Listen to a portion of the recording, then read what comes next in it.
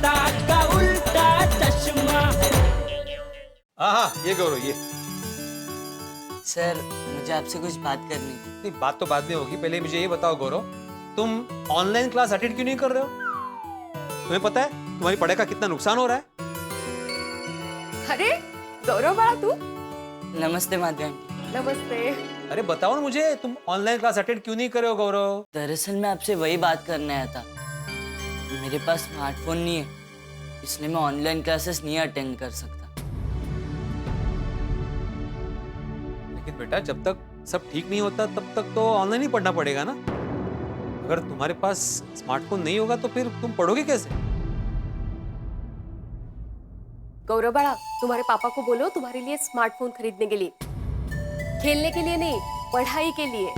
हाँ, और अगर वो नहीं मानते तो मेरे से बात कराओ, मैं समझाऊंगा उनको। नहीं नहीं नहीं, आप उन्हें कुछ मत कहिए, वो पहले से ही बहुत परेशान है। ये कोरोना की वजह से उनकी नौकरी चली गई,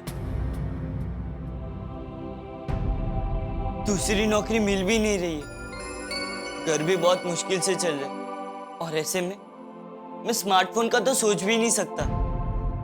सर मुझे आपकी एक हेल्प चाहिए थी। हाँ बोलो।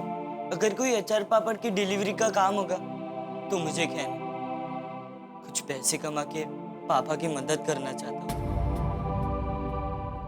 अरे नहीं नहीं बाळा, ये तुम्हारी उम्र नहीं है काम करने की। हाँ बेटा, तुम्हारी उम्र पढ़ने की है। सर मैं अब स्मार्टफोन कहाँ से लाऊंगा? बिना स्मार्टफोन के मेरी पढ़ाई भी नहीं हो पाएगी। नहीं नहीं नहीं बेटा, ऐसा नहीं बोलते। तुम पढ़ोगे, जरूर पढ़ोगे, मैं तुझे पढ़ाऊंगा। जेठालाल, तुम पढ़ाओगे? हाँ मैं पढ़ाऊंगा। जेठालाल, ये 9वीं में 9th स्टैंडर्ड, बहुत पढ़ाई होती है, बहुत सारे सब्जेक्ट होते हैं, तुम्हें आता है सब? अरे नहीं नहीं भाई, वो वैसे नहीं, ये तुम्हारे भिड़े सर तुमको पढ़ाते वैसे नहीं है भाई। वो तो तुमको भिड़े सर ही पढ़ाएंगे। मैं तो ये कह रहा था कि तुम्हारे पास ऑनलाइन पढ़ने के लिए और स्मार्टफोन नहीं है ना, तो मैं मेरी तरफ से तुम्हें स्मार्टफोन नहीं, एक लैपटॉप दूंगा बस। ओ असं। पर अंकल, मेरे पास उतने पैसे नहीं है कि मैं लैपटॉप ले सकूं। नहीं नहीं बेटे, मुझे पैसे नहीं चाहिए, ऐसे ही मेरी तरफ से गिफ्ट। वाह वाह, मतलब आप मुझे बिना पैसों के ऐसे ही लैपटॉप दे दोगे? फ्री? फ्री फ्री, मेरी इलेक्ट्रॉनिक्स की दुकान है बेटा। अंकल मैं आपसे ऐसे ही लैपटॉप नहीं ले सकता, आप मुझे आपकी दुकान पे कुछ काम दे देना।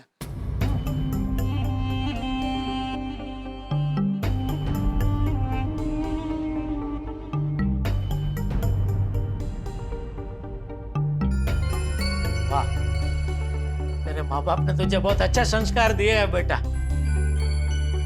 चल मैं काम करता हूँ, मैं तुझे लैपटॉप फ्री में नहीं देता, ठीक है?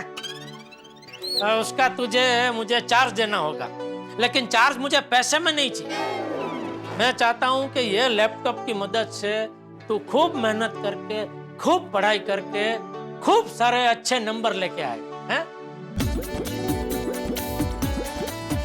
मैं समझूंगा मुझे मेरे लैपटॉप के पैसे मिल गए। वाह वाह जेठाबाई, छानच। Thank you uncle. अरे नहीं नहीं बेटा, मैं आपकी मदद कभी नहीं भूलूंगा।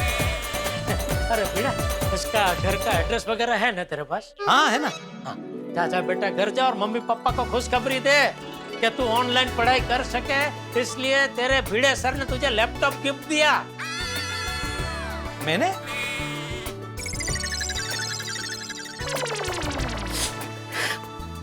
जा जा बेटा, घर जा, लैपटॉप तेरे घर पे पहुंच जाएगा, ठीक है?